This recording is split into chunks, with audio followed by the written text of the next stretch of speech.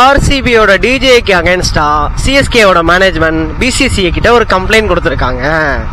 இந்த கம்ப்ளைண்ட் எதுக்காகன்னு பார்த்துக்கிட்டிங்கன்னா, சாம்சன் அவுட் ஆனதும் சாம்சன் ட்ரெயினை பிடிச்சி கேரளாவுக்கு போகணும் அப்படின்னு அந்த டிஜே கலாய்ச்சிருக்கான் நம்ம சாம்சனை பார்த்து.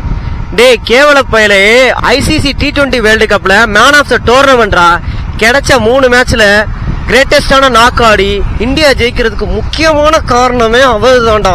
டே கேவல பயல, உனக்குலாம் அறிவுமை இருடா.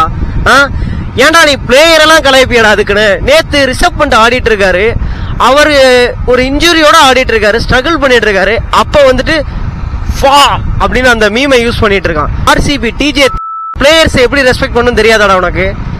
அடுத்து இந்த இட்லி சாம்பார் சட்னி கிட்ட வாரேன். ஜித்தேஷ் சர்மா கிட்ட சிஎஸ்கேன்னு சொன்ன உடனே உங்களுக்கு என்ன ஞாபகம் வருது அப்படின்னு சொன்ன உடனே இட்லி சாம்பார் சட்னி அப்படின்னு சொல்லியிருப்பாரு. அவரு அந்த சாப்பாடு பிடிக்கும் அதுக்காக அப்படி சொன்னாருன்னு கூட வச்சுப்போமே. அதை ஆர்சிபி ஃபேன்ஸ் அதை கேஷுவலா விட்டுருந்தீங்கன்னா பிரச்சனை இல்லை. அதை எடுத்து நீங்க ட்ரோல் பண்ணீங்க. சிஎஸ்கேன்னு உங்களுக்கு ஞாபகம் வந்தா இட்லி தோசை சாம்பார் சட்னி தான் எங்களுக்கு ஞாபகம் வரும் அப்படின்னு சொல்லி சிஎஸ்கேவையும் தமிழ் மக்களோட சாப்பாட்டையும் கலாய்க்கிற மாதிரி எல்லாரும் ட்ரெண்ட் பண்ணீங்க. அதுக்கப்புறம் ஒரு 2-3 நாள் என்னாச்சுன்னா அதுக்கு ஒரு டியூன் போட்டு அது ஒரு பாட்டு மாதிரி ரெடி பண்ணி ஆர்சிபி ஃபேன்ஸ் எல்லாம் ட்ரெண்ட் பண்ணீங்க. அந்த ஆடியோவை ஜித்தேஷ் சர்மா அவுட் ஆனதுக்கு அப்புறம் சேப்பாக்கில் இருக்கக்கூடிய டிஜே ஜித்தேஷ் சர்மா அவுட் ஆனதும் யூஸ் பண்ணாரு. உடனே சிஎஸ்கே மேனேஜ்மெண்ட் அதுல தலையிட்டு இந்த மாதிரி பிளேயர்ஸை மார்க் பண்ணக்கூடாது, இந்த மாதிரியான ஆடியோஸை யூஸ் பண்ணக்கூடாது அப்படின்னு சொல்லி கண்டிச்சிருக்காங்க. அதோடய முடிஞ்சு போச்சு. ஆனா ஆர்சிபியோட டிஜே வேணும்னே ஆர்சிபி ஃபேன்ஸை குஷிப்படுத்தணுங்கிறதுக்காக அந்த ஆடியோவை அடிக்கடி பிளே பண்ணியிருக்காரு.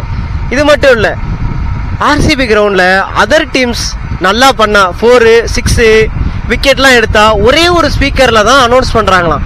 இதுவே ஆர்சிபி பிளேயர்ஸ் வந்து 4, 6 விக்கெட்ஸ்லாம் எடுத்தா எல்லா ஸ்பீக்கர்ஸ்லையும் அனௌன்ஸ் பண்ணி அப்படியே என்ஜாய் பண்றாங்களாம். ஒரு கேம் ஸ்பிரிட்டே இல்ல சுத்தமா ஆர்சிபியோட டிஜே கிட்டையும் ஆர்சிபியோட மேனேஜ்மெண்ட் கிட்டையும். நான் என்ன சொல்றேன்னா, இதெல்லாம் ஆர்சிபியோட மேனேஜ்மெண்ட்டுக்கு தெரியவே தெரியாதா? இப்பதான் ஒரு 11 பேர் இறந்தாங்க உங்களோட அஜாக்கிரதையால.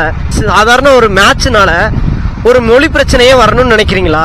அதர் டீம்ஸோட பிளேயர்ஸை மார்க் பண்றது, அதர் டீம்ஸோட ஃபேன்ஸை மார்க் பண்றது, அதர் டீம்ஸ்க்கு அகைன்ஸ்டா இப்படி செயல்படுறதெல்லாம் மேனேஜ்மெண்ட்டுக்கு தெரியுமா தெரியாதா? அந்த ஸ்டேடியமை கண்ட்ரோல் பண்ற ஆபீசர்ஸ்க்கு தெரியுமா தெரியாதா?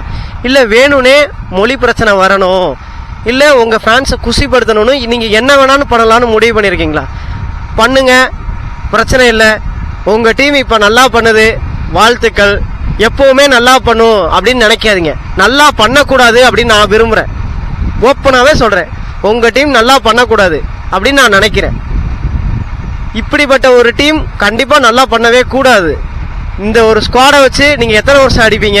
அடிங்க. உங்களுக்கு இன்னும் ஒரு 2 வருஷம் இருக்கு. அந்த 2 வருஷத்துக்குள்ள தயவு செஞ்சு ஒரு மேட்ச்ல கூட சிஎஸ்கேக்கு அகைன்ஸ்டா நீங்க தோத்துறாதீங்க. தோத்தீங்கன்னு வச்சுக்கீங்க, செத்தீங்கடா நீங்க.